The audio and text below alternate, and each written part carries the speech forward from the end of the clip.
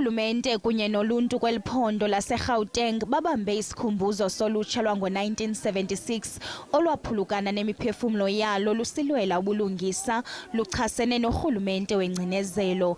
Ulutsha oluzimase umsitho luthi kusekuninzi ekusafuneka kwenziwe ngurhulumente. Ngeke sithi sifine yonke into right akabe yonke into right up until mhlambe youth ke kube ne-employment youth understand yehle unemployment youth. I feel that as a youth we have the power to unite. It can be seen with what happened with Fees Must Fall.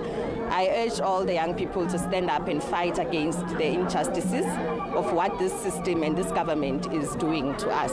I think youth is still relevant. Just ukuthi kumele thina nje sibumbane esiyouth namhlanje sisupportane and then take it upon ourselves ukuthi senze umehluko emphakathini yethu.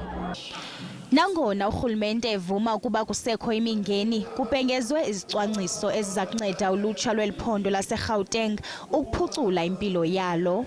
We need to get as many young people educated as possible, and we need to get them into positions of influence. I believe that today is about taking stock.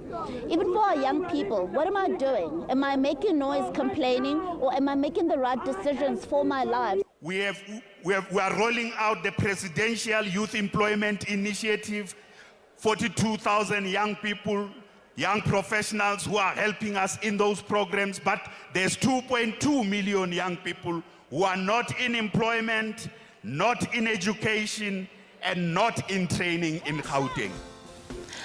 Lo msitho uvalwe ngomboniso eSarafina nowashicilelwa apha kwiminyaka engama-30 egqithileyo.